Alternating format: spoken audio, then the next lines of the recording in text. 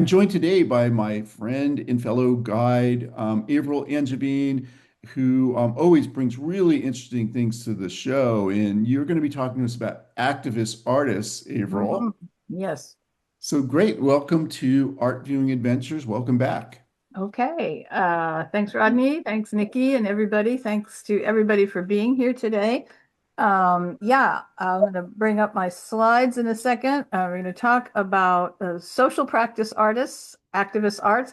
And I'm here, I'm ready. I got my lip gloss on, my big accessory necklace, and I don't know if you can see my pin, probably not, but I wore my "But is it art" pin today because some of you may well have that question as we have a look here at what's going on. So let me bring up my there we Yeah, and we go. do welcome questions and comments Oh yes, in questions. chat or unmute if you want. Yes, absolutely. However you want to do that is fine with me. That's good. Okay, so let me do that. Okay, let me do that. Okay, so let's see. Now, in our era, or perhaps even in the last 100 years, really, Western art has veered away from the depiction of the beautiful, the sublime, the emotional, things like this that characterized it for so many centuries, right? We don't see works like this very much anymore, not being made.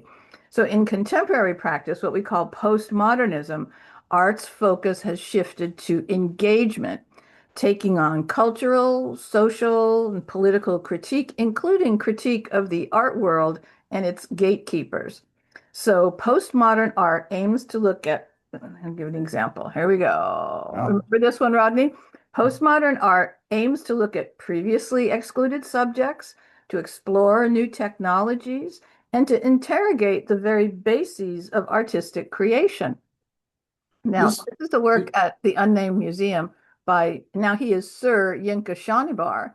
And this is so interesting because I don't know if this comes to mind immediately, but it's a knockoff of a very famous 18th century painting. And as you can see here, the figure doesn't have, it's not a painting, it's a mannequin. He doesn't have a head, and he's wearing this old-fashioned, looks like outfit. In fact, Rodney, they call those a redingote, which is a French way of saying riding coat, but in these crazy colors. And for Shanibar, who is a British and Nigerian artist, what he's talking about here is the global exchange in the 18th century in the world of enslavement. And in fact, the colors, the cloth that's being worn here was designed by the Dutch based on their what they found in Indonesia. It was fabricated in Holland and then sold to Africa. So he's talking about all these kinds of things there.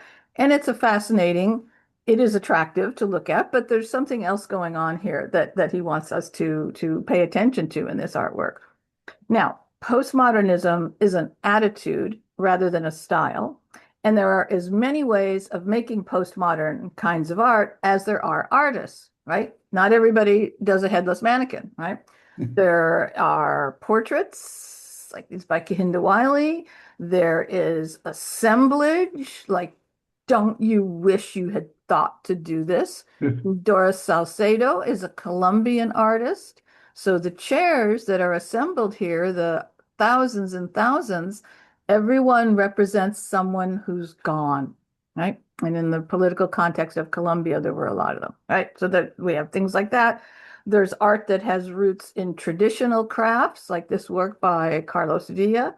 And there's even forms of narrative art, like this In Pursuit of Venus Infected by the artist, I get, how do you, I don't know, New Zealandish. She's from New Zealand, Lisa Rehana. This is a massive, immersive video multi-channel thing that is based, believe it or not, on a French wallpaper depicting the encounter of, I guess it's Captain Cook and the indigenous people of either Australia or New Zealand. Anyway, there's all sorts of things going on, right? Wasn't this one at the De Young at Yeah, the some De Young point? has this. Yes, you've seen that at the De Young. Yeah, Yeah. extraordinary. So all these various kinds of things are going on. But what I want to introduce you to today are a few artists whose postmodern work takes the form of social practice art. So rather than producing a canvas, a mural, a sculpture, an installation, or an event, social practice art is generally a project that may require weeks, months, even years to produce. Its goal is to effect change in the lives of a chosen constituency. Most importantly, social practice art is participatory and it can involve collaboration or interaction, often as the result of an outreach or an education program. And the artists who work within this field, and here's some of them studying it at UC Berkeley, that's a class in social practice art. Artists who work within this field will often spend a lot of time integrating into a community which they wish to help or to educate or simply to share with, right? Now, community work, relationship building, organizing, and other activities not previously thought of as the terrain of art are as significant to these artists and their projects as the creation of an art object. A social practice project may result in a product, but it is the process of creation, actually, that's the most significant. Now, social practice artists also may do more conventional forms of art as well. And some of the artists I'm going to show you today have a robust kind of pictorial practice, we would say. And I'm going to show you examples. But I'm going to introduce you to some examples of social practice work, which I hope will convince you, I'm sure you don't need convincing, that contemporary art is anything but an ivory tower arena, even though it's taught in universities. Artists are concerned with the same issues you are, and they use their art practice not just to call attention to social inequities, because artists have been doing that for a long time, but to remedy them. Now, how successful they are and how long-term their successes are, of course, matters for debate. Okay, so now our first artist is somebody you're all familiar with, the California artist who made the feminine feminist, a groundbreaking rule breaker, an iconoclast whose collaborative approach to art making way back in the 1970s makes her a pioneer of social practice art. And she is Judy Chicago, looking sharp as always. Okay. Now, Chicago's famous work, The Dinner Party, 1974 to 1979, it took 5 years to complete it, certainly resulted in a product. It resulted in a series of banners like this, and it resulted in this ginormous ceremonial triangular table representing 39 important historical figures, female figures, which sits on the heritage floor, which spells out the names of 999 other women. And it resulted in the acknowledgement panels that identify Chicago's assistants and collaborators. Now, people who have seen this enormous work over the years have had their minds blown and their consciousnesses raised by learning so much about women's history and contributions. But really, it's the way it was created over 5 years in Chicago's Santa Monica studio by over 400 craftsmen and women that makes the dinner party the landmark work of social practice art that it is. The work also highlighted Chicago's ability to create a work of art that spoke to people who had not previously been part of the art world, and that is women, right? Now, when the exhibition opened at an unnamed museum downtown, we now say SF MoMA, in March of 1979, it was mobbed. Chicago's accompanying lecture was completely sold out. After its premiere, the dinner party toured 6 countries on 3 continents and was seen by 1 million people. And today it's permanently installed in the Brooklyn Museum. Now, let's look at it. This huge triangular table, 48 feet on each side, contains 13 place settings aside for a total of 39. Now, 13, is not coincidentally the number of participants in another historic dinner, one attended only by men. Each of the 39 place settings, go back to them, is anchored by a colorful hand-painted, Rodney, really, a colorful hand-painted porcelain plate decorated with raised forms, reminiscent of flowers, butterflies, or perhaps vaginal forms. Each setting also features a goblet and cutlery and rests on a runner embroidered in a variety of styles. The table is set on a floor inscribed in gold with the names of 999 other women, artists, thinkers, activists, and martyrs, little known until Judy Chicago hit the scene. The dinner party was intended to be exhibited in a large, dark, sanctuary-like room with each place setting individually lit, making them look like 39 altars. Now, the work produced an extraordinary level of controversy. Some denied that this assemblage of female-centric crafts, embroidery, weaving, china painting, and so forth, some just denied it was art. Some denied it was actually communal work or true communal work, even though it was made by 400 people, because Chicago retained final control over everything. Some feminist critics were uncomfortable essentializing women through focusing almost exclusively on imagery like this, vaginal imagery. Also, the plates that have to do with the furthest back in history characters and mythological characters, they're flatter. As they come forward in time, they get more three-dimensional. Others objected to the choice of subjects. There was only one Black woman represented, Sojourner Truth. She's present, but Frida Kahlo is not, right?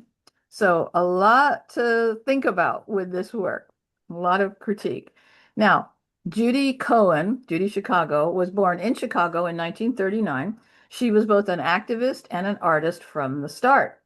As a student at UCLA, Chicago struggled to find her feet in the macho, turbocharged atmosphere of 1960s LA pop. To compete with the other guys, the Finnish fetishists, she took classes at an auto body shop and created stylized ovaries and vaginal canals spray painted on car hoods. Yeah, cool. In 1970, she developed the country's first art program for women at Cal State Fresno. The following year, she helped establish the feminist art program at Cal Arts, where they created Woman House, which was a feminist decorator show house, if you will, in an old house in Hollywood with in-your-face installations like the menstruation bathroom, the womb room, and the bridal staircase.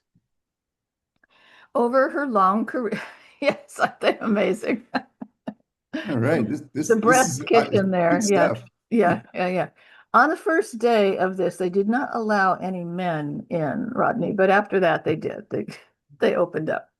Now, over her long career, Chicago created a feminist practice by choosing skills marginalized as women's work, but she also attacked the patriarchal art world by feminizing masculine-leaning skills. Woman House was designed to teach women how to use power tools, which are essential in postmodern art. She created her atmospheres to upend 1970s land art, which is often made by excavating the earth with heavy machinery. Instead, Chicago and her friends, often nude, probably always nude, released clouds of colored smoke and fireworks in dramatic California desert landscapes, never to dominate, she said, but rather to transform, not to overpower, but to change. And she has staged these atmospheres in more urban environments too, including the football field, that's like a great choice, at Pomona College in 2012, at Lake Merritt in Oakland in 2014, and atop a 27-foot scaffolding at the DeYoung Museum in 2021. So a lot of you remember that. Rodney, you remember that when that smoke went off? It's very cool. Yeah, it Okay. was a great exhibition too. Great exhibition, yeah. So Judy Chicago did many things, but she's kind of considered one of the groundbreakers in a social practice kind of art.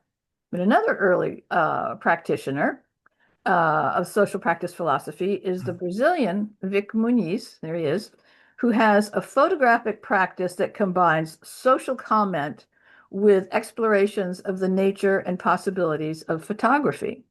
So he was born in Sao Paulo in 1961, so he's a baby.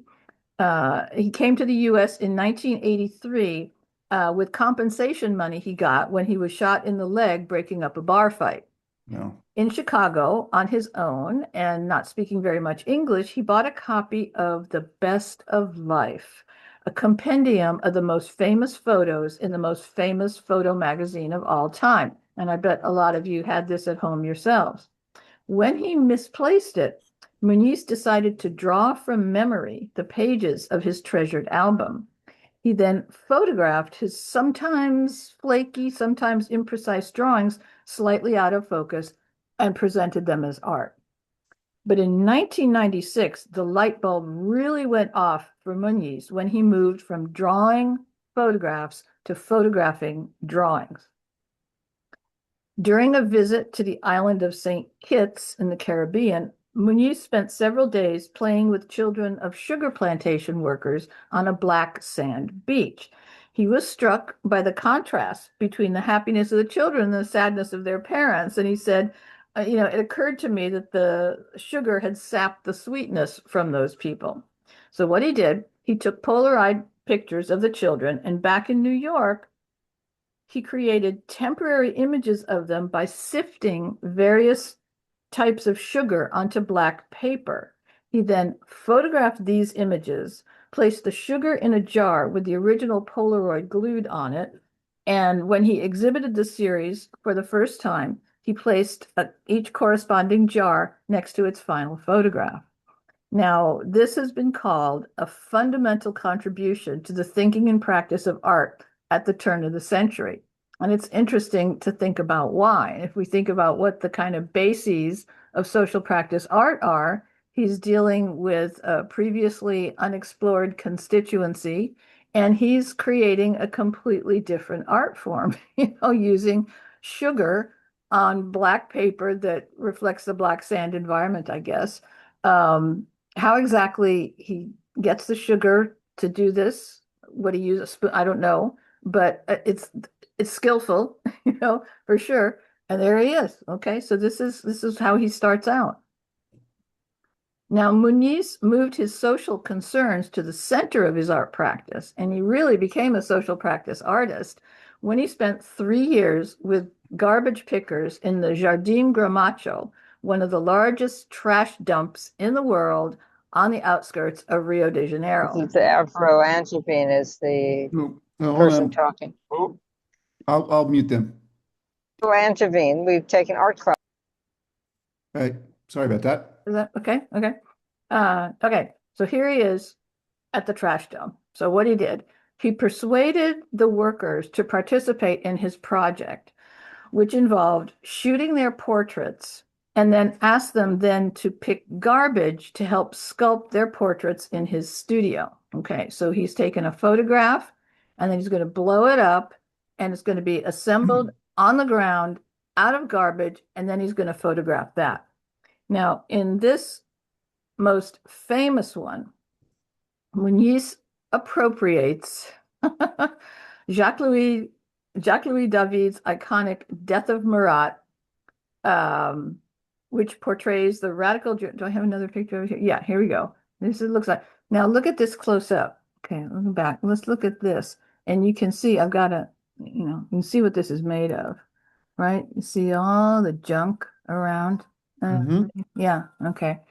So what he did, here it is. If you forget what that looks like, he's mimicking, mocking, appropriating a very famous work, like Yinka Shonibar did, a very famous work of Western art that he is reproducing in garbage as an image of, actually, this man is Sebastião Santos. He's the president of the collective of garbage collectors, a cooperative of garbage collectors. So he's somebody significant in the community. He's young and charismatic and so forth.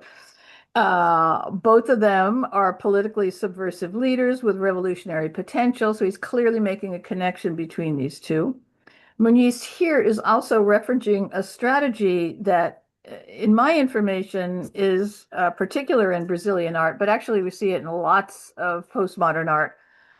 In Brazil, it's called anthropophagia, and it means cannibalization or transformation of European art sources. So, like his sugar series in the Caribbean, the Jardim Gramacho works address the role of poverty in Brazilian culture. Check this one out. Well, and yes. And they participate in the social practice movement in which artists develop works with the intention of collaborating with and improving local communities. Muniz states, at this time, I'm at the point in my career where I'm trying to step away from the realm of fine arts because I think it's a very exclusive, very restrictive place to be. Really? What I want to be able to do is to change the lives of the people with the same materials they deal with every day. So again, if I, and these are clear, if I enlarge these, where is it? Here we go. And you can see what's going on. Like, I don't know what the face is made of, but it's a bunch of round, these are tires. So there's something small, some kind of industrial thing that's been thrown away. But look at that. I know. Okay. Now, through this project, the workers who clearly belong to the lowest level of Brazilian society were brought into contact with the elite world of galleries and art auctions. When Muniz took the art and some of the artists to an auction house in London where it all sold. So the photograph of Marat sold for $64,000. He donated the profits of the sale to the collective, who were then able to purchase a truck, build a library of over 7,000 books, books which were salvaged from the dump, right? They were thrown out, an IT room with computers and a learning center, and to buy cell phones, computers, and the technology to keep their cooperative running. So, and the actual work, so he makes the works, then photographs the works, and then the original works are dispersed back into the dump, basically. They exist, this project exists as photographs. Now, this documentary film called Wasteland was nominated for Best Documentary Feature in 2010. I believe it's available on Amazon, and it's really fascinating if you wonder why and how an artist would do what he did and what Muniz did. It's kind of a cool one to watch. So that's Vik Muniz. Love his work.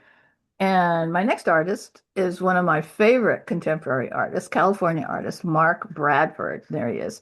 He has pulled off the near impossible by infusing abstraction, which is the most abstruse of painting styles, with contemporary concerns. So, in other words, he has made abstraction postmodern. Bradford creates social abstractions, he calls them, bringing the real world of South Central LA, his home, into his paintings, not by illustration or narration, but by making locally found non-art junk the very material of his work. So what he does, he collects paper fragments of his urban environment, billboards, magazines, and those posters that you see attached to chain link fences, merchant posters, they call them, advertising everything from cheap auto parts to foreclosure prevention, debt relief, wigs, paternity testing, gun shows, all this kind of stuff. So he soaks them, as you can see here, so they get soft, and then he collages them using 10 to 15 layers of them on canvas. But then he's not done. Using a process he calls collage and decollage, he uses a sander and roughs up the surface that he's created. In doing this, the patterns of race, class, and gender that structure American life come to the surface as words, faces, and surprising juxtapositions pop out. He sometimes adds extra texture through string, caulking, or mismixed, I always say that wrong, mismixed house paint. As he says, if Home Depot doesn't have it, Mark Bradford doesn't need it. So this fantastic word, scorched earth, which is enormous, like bigger than a garage door, is an example of what he does. I think the red at the top is probably paint, but the rest of it is just collaged bits of paper, string, and so forth that gets sanded. And what's interesting about this as a process is that he cannot know exactly what's going to happen. So it's kind of a collaboration between the artist, his sander, and the materials there. And once again, I will enlarge it so you can see the kind of stuff that pops out. See down here, we see faces. And what's interesting about this is that it looks like a map. You can Google Mhm. Map. of maybe Scorched Earth, it's called. He's kind of referencing here the riots in Tulsa, Oklahoma in 1921 when the black part of town was burned to the ground. And that's kind of what this looks like here. It clearly looks like, to me like an aerial photograph of someplace, which is fascinating. Where is this work located? I think it's at the Broad. Okay. It's in LA somewhere. Yeah, I think it's at the Broad. But it was at SF MoMA. You've seen it, right? Was it like where like Oh, okay. This is before your tenure, Rodney. There was a uh whole exhibit of Mark Bradford. I was just knocked on the floor by it. It's amazing, amazing stuff. Anyway, I think I did miss that. okay. Yeah, I think it was before you. Yes, a long time ago. All right. So Mark Bradford is 6'7", a black man who finds basketball too aggressive. He was always a bit of an anomaly, a man anchored in two worlds. So he grew up in South Central LA and sometimes in Santa Monica. He worked as a hairdresser while attending the theory heavy art program at Cal Arts, which he didn't start until he was 30.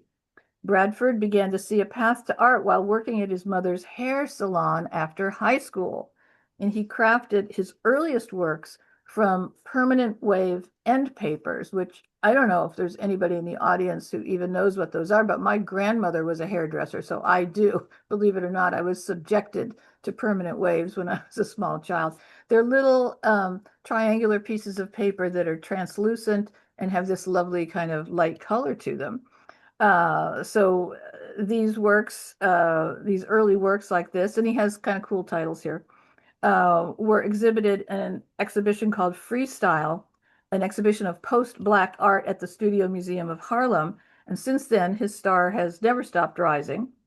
He has exhibited and created installations all over the world, including the Venice Biennale in 2017, and has received dozens of awards, including a MacArthur Genius Award and the National Medal of Honor in 2024.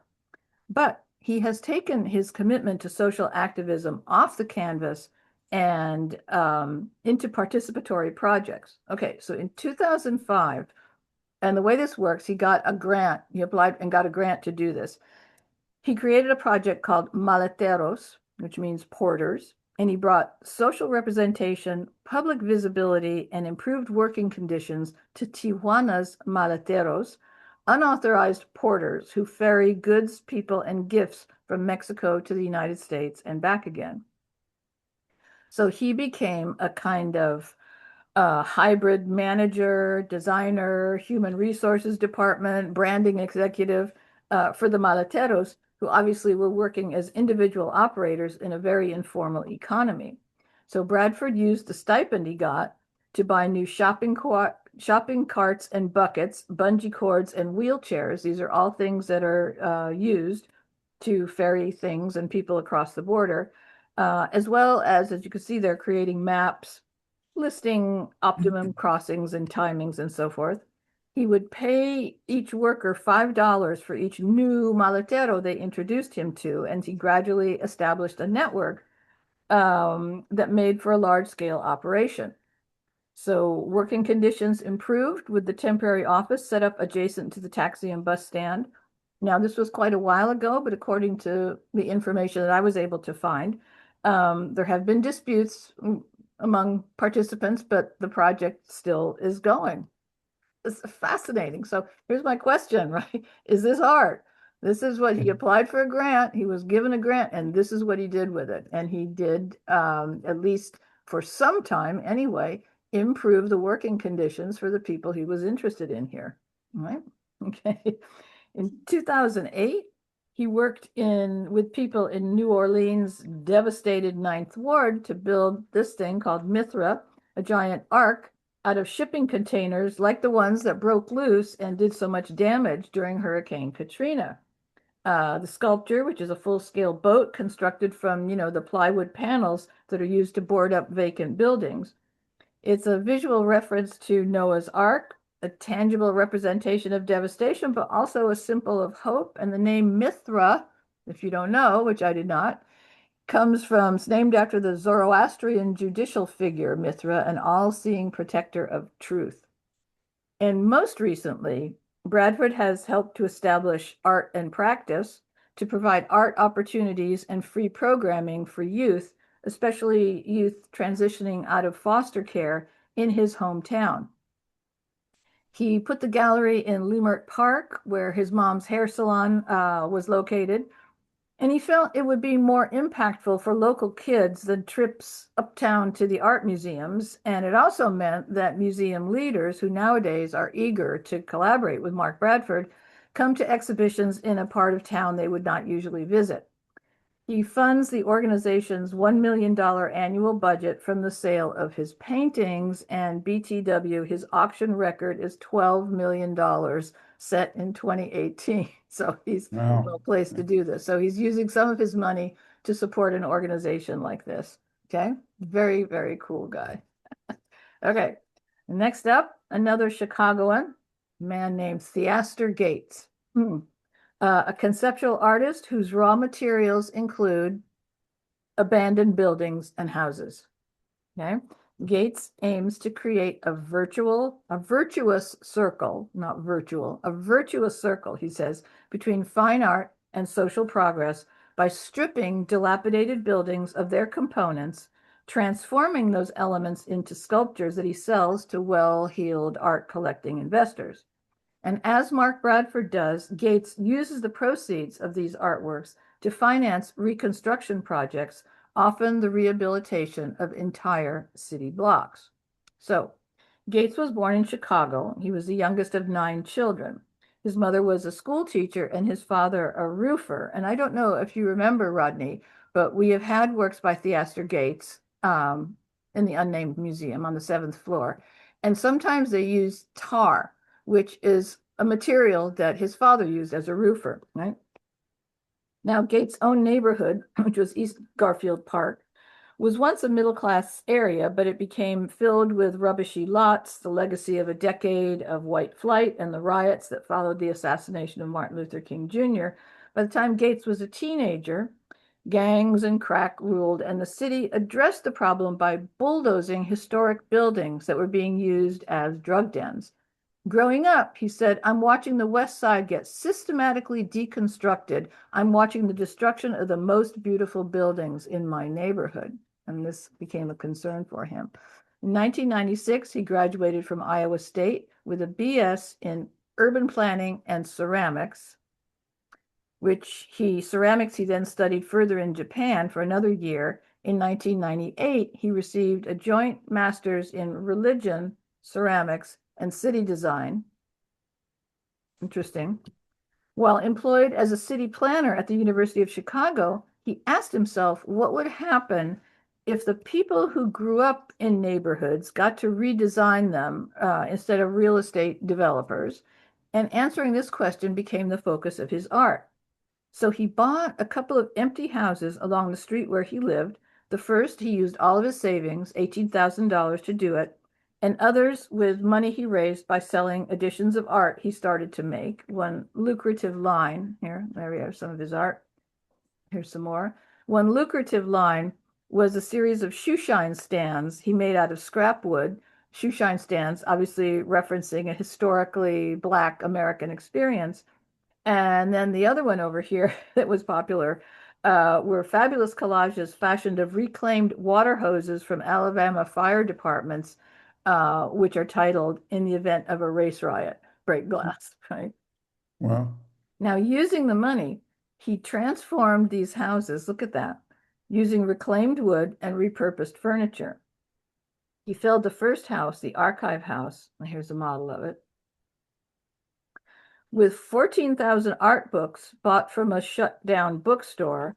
The second, the Listening House, housed all the LPs he had saved from a once famous local record shop called Dr. Wax that went out of business, right?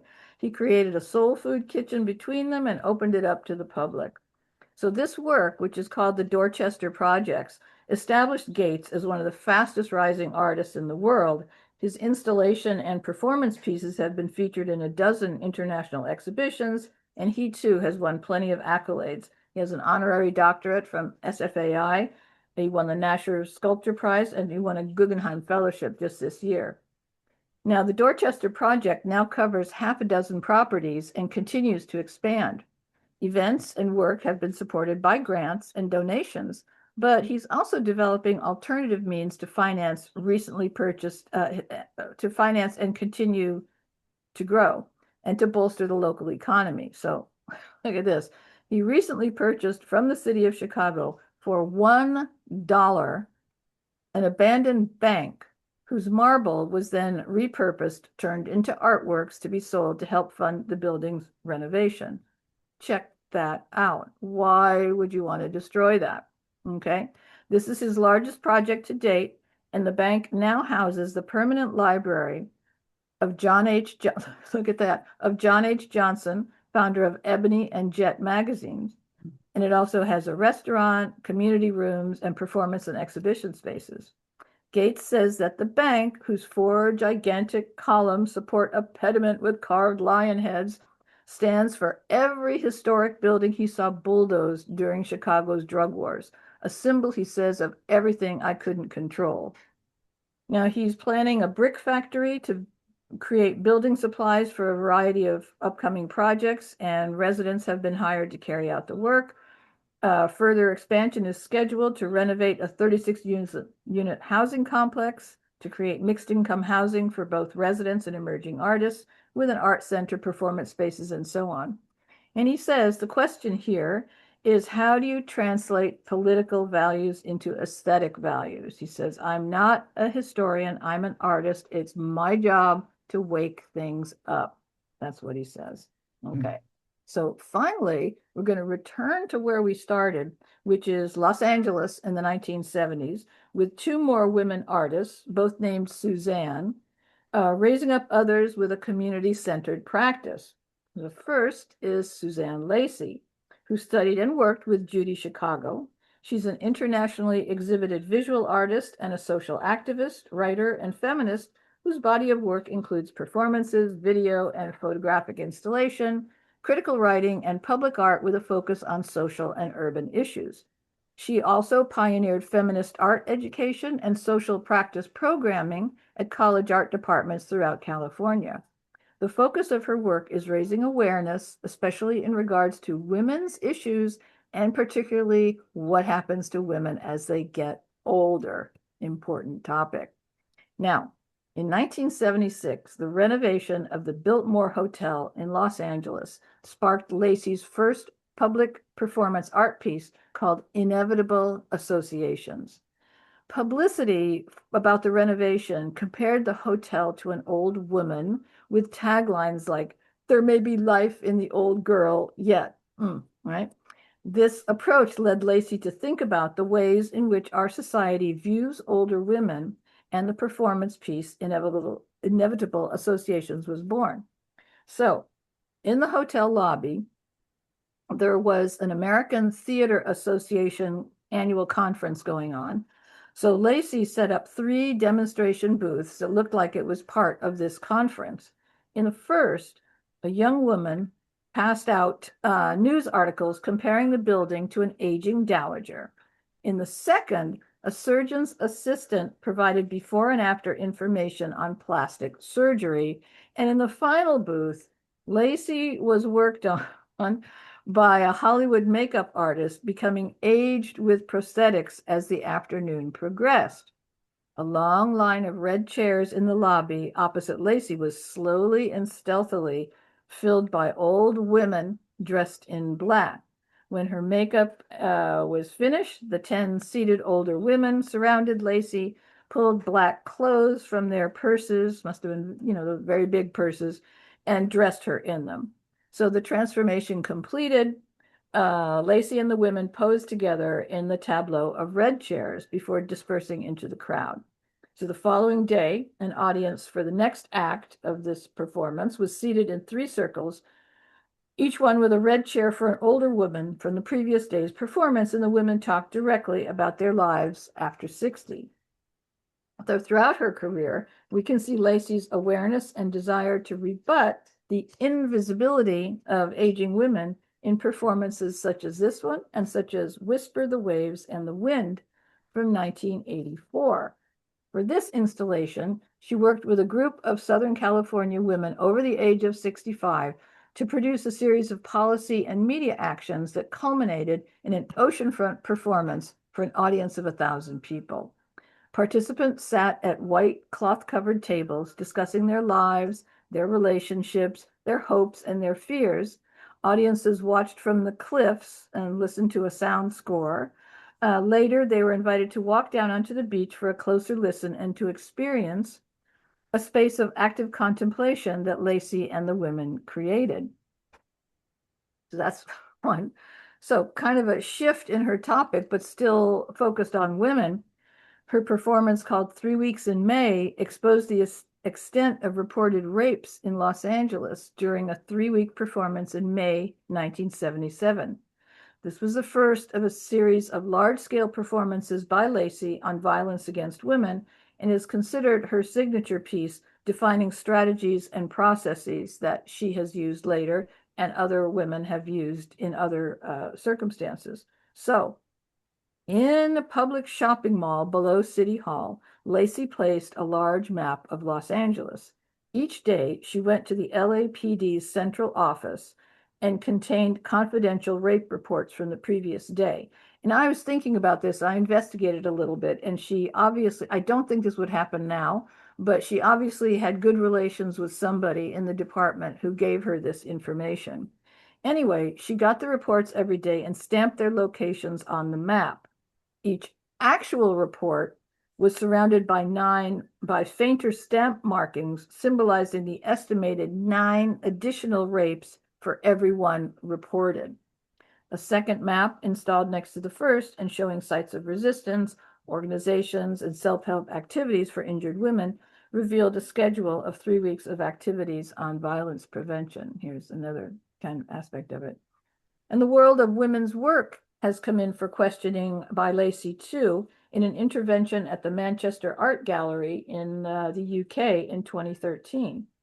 So in front of a painting called Work by Ford Madox Brown, pre-Raphaelite painter, teams of sweepers from labor and immigration organization cleaned the galleries each day following Lacy's reinterpretation, okay, this is complicated, of Alan Caprow's instructions for a happening. So Alan Caprow was a pretty well-known California artist based at UC San Diego who came up with the idea of happenings, or was instrumental in that movement back in the 70s, where kind of like this, but less organized, less political, where things happen. So one of his happenings, this was the instructions for it: sweep the dust from the floor of the room, spread the dust in another room so it won't be noticed. Okay, and do this every day. So Lacy's ironic homage to Caprow offered a reinvention of this text through the lens of gender and arts activism.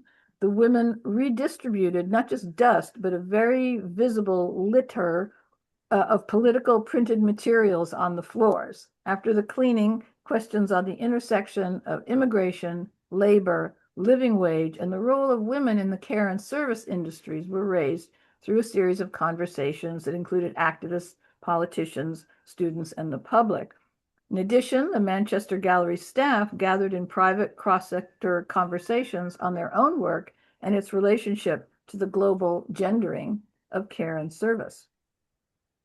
And she continued to do this. She did Uncertain Futures in 2019, which was, again, not an art exhibit, but a series of meetings and policy discussions in town there based on equity and leadership sharing with community-based leaders. Now, in 2019, same year as this, SF MoMA and YBCA presented the first full retrospective of Lacy's decades of pioneering work. Do you remember when this stuff was on the stairs? Yeah? I did. I toured that exhibition. You So toured that yeah. exhibition. Okay, I didn't, but I'm remembering this. Here's this is the documentation of inevitable associations, right? Here's the rape maps that she did. Yeah, it's very cool. 7th floor. Yeah, 7th floor, always, right? So Suzanne Lacy. So finally, the final artist here, the final Suzanne, is Suzanne Jackson, a Renaissance woman, a visual artist, gallery owner, poet, educator, dancer, set designer.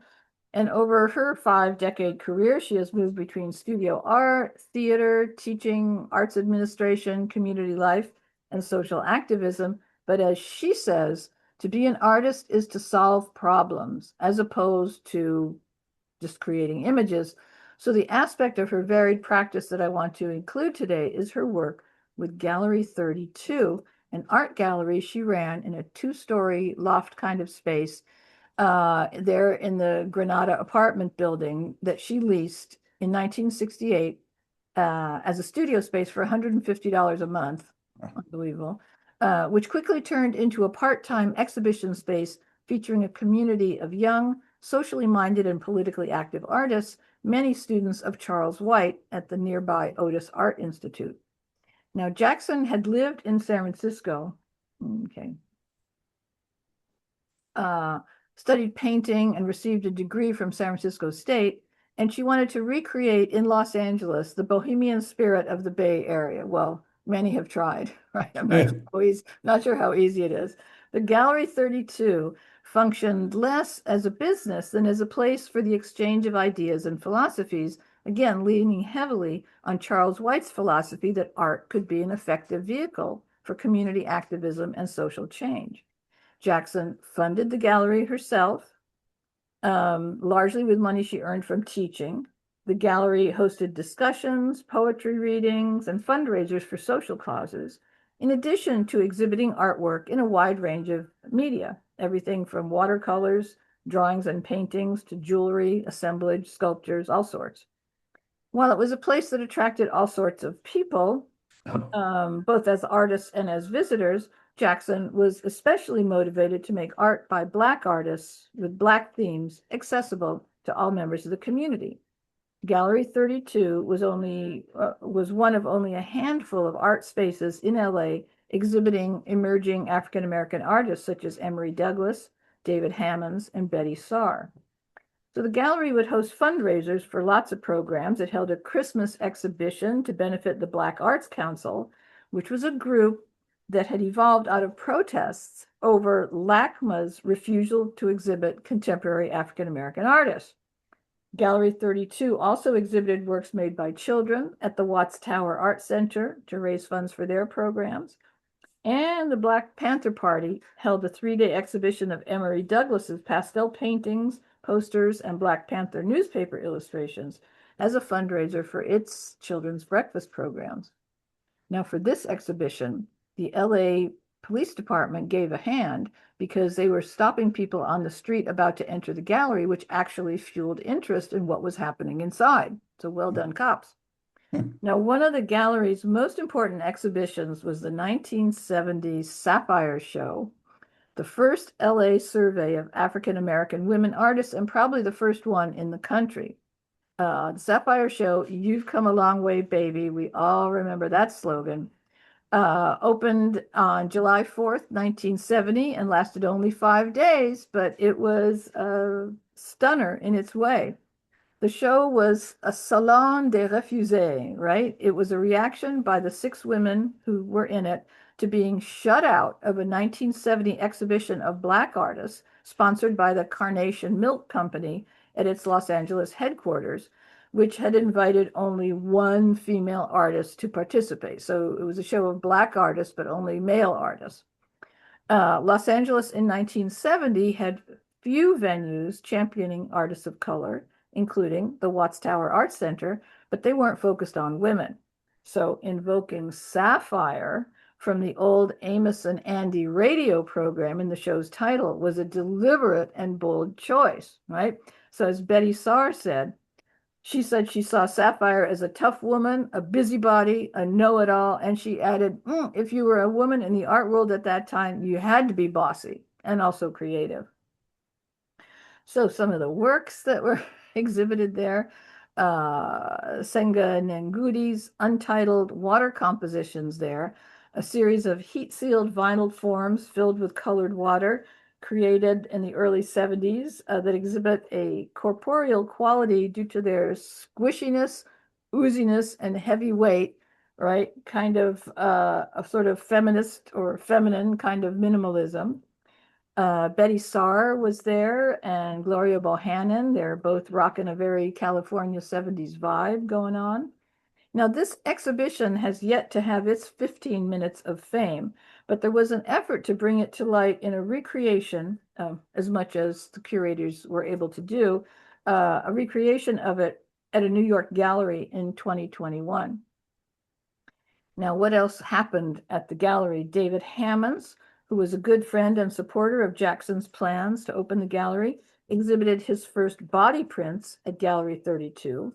So this process involves coating parts of the body in butter and powdered ink, and then pressing them against a piece of paper or glass to create an imprint. Betty Saar exhibited some of her first assemblages at Gallery 32 as well, and many of the gallery's circle of artists experienced breakthroughs in their artistic practice during this time. Now, one of the gallery's best attended exhibitions featured the abstract paintings of John Stinson, and the invitation to the opening, there it is, showed him at his day job. He was a mail carrier. So the opening reception had a large crowd, including politicians, a whole bunch of mail carriers turned up and so forth, and they were out on the street waiting to get in. Now, as you can see, his works are not socially or politically motivated, but rather small, finely executed pencil and watercolor explosions of gesture and color. Now, Jackson herself missed the opening because she had taken a job dancing at a local nightclub to make ends meet and keep Gallery 32 up and running. So Suzanne Jackson was born in St. Louis, Missouri, but she grew up in pre-statehood Alaska and moved to San Francisco in 1966 to attend San Francisco State. From an early age, she knew that she wanted to be an artist, but she didn't have any formal training until college. After receiving her degree, she traveled to South America, okay, get this, as a dancer for the U.S. State Department's musical theater group. Like, who knew? Okay. The group's mission clearly was to soften the image of the U.S. in the face of political intervention. All right. But Latin America, where artists were viewed as crucial to the social fabric, would leave an indelible impression on Jackson. In Uruguay, of all places, she picked up an art catalog that featured 10 Black American artists. And when she returned to LA in the late 60s, she discovered that one of the artists, Charles White, was teaching at the Otis Art Institute at the time, and it was from his philosophy that Gallery 32 was born. So in 1990, she received an MA from Yale, and in the years since, she has published poetry, done theater design, taught, and continued painting. She has been widely exhibited, but the first major museum retrospective devoted to the full breadth of her work was at the Unnamed Museum, SF MoMA, from September, unfortunately, through March 1st of this year, so it's just closed. 6 decades, 80 paintings, and a specially commissioned installation will be featured, which will also focus on works by some of the Gallery 32 artists and recent research on that exhibition. So I wanted to finish just by showing you some of her non-social practice works, some of her visual works that were included in the exhibition and are really quite interesting. She works predominantly on large canvases to reflect the abstract language of cultural continuity, social dislocation, spiritual yearning, and the grace of the physical body. Then she does things like sapphire and Tunis that are constructed of different materials. This one is made from something called bogus paper. That's the name of it, which is apparently used 6 sheets of paper that cover the floor when theater sets are painted. So it's throwaway material that she has salvaged and reused in this way. And they have kind of sculptural textures to them. This is something that's made of fabric a lot. It's hanging work. Another one. So they're very interesting. Yes, and this is the last one. I wanted to save the best for last here. This was an exhibit in a gallery in Milan in 2023, and I thought it just worked really well in that room with the chandelier and everything. So that is an introduction to several artists who do it all, do both, have a pictorial practice and a social practice that I hope you will agree interesting. They do seem to manage to affect change in a community, and that's their goal. So they're art people who are out there in the world. We're very, very far away from the romantic idea of the artist in the garret just working away on his own projects. Now they're out in the world doing all sorts of things. So there we have it. So Rodney, do you or anybody have any questions or comments? Well, there's a few comments I'll read, and then Oh, okay. I didn't see them. Yeah. I just wanted to say one thing that struck me about this group of artists you introduced us to was they seemed very personally generous. You know, they were Mm, often doing things for the community that would come at their expense. And you know, in this art world where we see people, you know, getting, you know, lots of money thrown around at the highest levels, yep. I find that really refreshing. Yeah, yeah, it is that they use, and some of them, like I say, like Mark Bradford and Theaster Gates, they're dealing with large sums of money. They're earning large sums of money. They're getting big grants and so forth, but they're using them to fund projects. So yeah, it's nice. I mean, we wonder why more millionaires don't, how many houses do you really need? Don't do that. But yeah, it is refreshing that they seem to be generous in that way. That's a nice comment. Yeah. Yeah. Gail commented, I'm reading a historical fiction novel in which Marat in his death is mentioned, portrayed in the painting you showed and replicated in Muniz's garbage work. Loved it when interconnectedness like this happens. So, Well, I love it too, and it's actually it's interesting that a lot of contemporary artists doing crazy kinds of things, they know art history, they're looking back, they use things. I mean, we kind of call it appropriation, but they're also just inspired by artists of the past. It's interesting to see the connections, sometimes where we don't expect it. So that's cool. Thank you for that. Yeah. Sherry says, I absolutely love learning about Vik Muniz and his Hmm. how he lives his social justice values. Yeah, it's cool. And then Nikki pointed out, you mentioned San Francisco State University and the good old days when it churned out activists, progressives, and revolutionaries. Yep, known for that. Yeah. Hopefully, more of that will be coming. Yeah, yeah. And of all these works, are any of them on display in San Francisco or nearby right now? Not to my knowledge. I mean, this was created because of the Suzanne Jackson show at SF MoMA, but that has just closed. But SF MoMA has some works by Mark Bradford for sure. Whether they're on view, I don't know.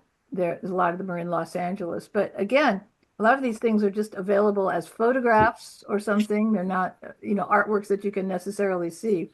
But sometimes, like the Suzanne Lacy exhibit, that was one where you could see it. But yeah, no, I Yeah, don't 'cause know, Rodney. I mean, a lot of them are like especially Suzanne Lacy's works are kind of events Yeah, that we just think of as things that happened, you know, like happenings, maybe you might call right. them, right? They used to be called happenings, right? Now they've morphed into something else. And, it's interesting, for instance, to look at the Suzanne Lacy exhibition. Okay, you see pictures from inevitable associations of her being transformed into an old woman, and there's a vitrine with some materials about it. I mean, what is that as an art viewing experience? What you have to do is look at it and absorb it and think about it. Think, oh, why did she do this? Is what she did. No, no, no. But I mean, the force of it is not visual necessarily. It's like sparking you to reflect on what she did, I think. Yeah, these are not artists that are inviting us to have a passive No, experience, no, no, not at all. Not at all. which No. I always think that's great. You know, I think the job of the artist is to engage us and challenge us, and you know, it shouldn't just be, oh, what were they trying to say to me with this painting? You know, it should be more to it than that. Well, I think most contemporary artists do feel that that's their role is to challenge, to provoke, rather than just to provide something beautiful to look at, which I like to look at beautiful things too, right? I like Monet. But Yeah. anyway, so it's cool to have both, right? Absolutely. Okay. Marcia just made a comment. It's to the hotel's credit that they let Suzanne Lacy work in their lobby. But too They bad probably did not, I don't know for sure, but I bet they did not know what let she was him come doing. in She under the signed up radar. for a booth at the American Theater Association conference, but perhaps I don't know if they were consulted or not. The thing that I find most amazing is how she got rape reports from the LAPD. I just cannot imagine that you could do anything like that nowadays. But as I said, the the information I had is that she had a contact who was sympathetic, who gave them to her.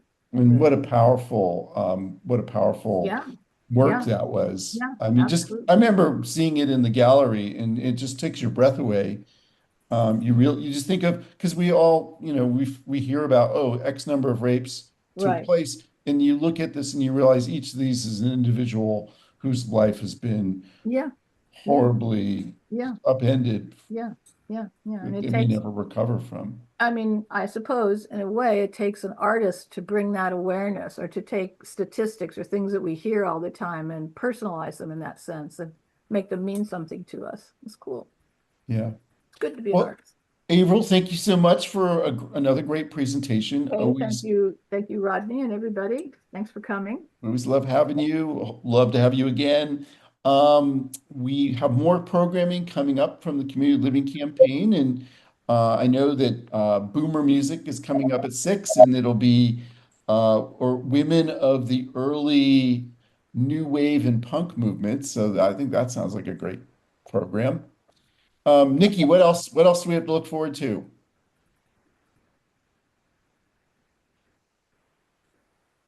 I'm glad you announced that because I was looking on our calendar and I did not see it with Richie. And what do you have coming up on your next program? My next program, we're going to talk about the Monet exhibition at I think it's at the Legion of Honor, Monet in Venice. Mhm. And yeah, that's going to be fun to talk about. It's going to be 3 weeks Uh-huh. because sometimes that happens and we have to go 3 weeks in between programs. It's at the De Young. It's at the De Young. Good. Okay. Thanks, Well, Vivian. Yeah. wonderful. Thank you. And let's hope that Paco's having a good time wherever he is today. Awesome. He didn't pop in. So we wish him well. And all of you, thank you for being here.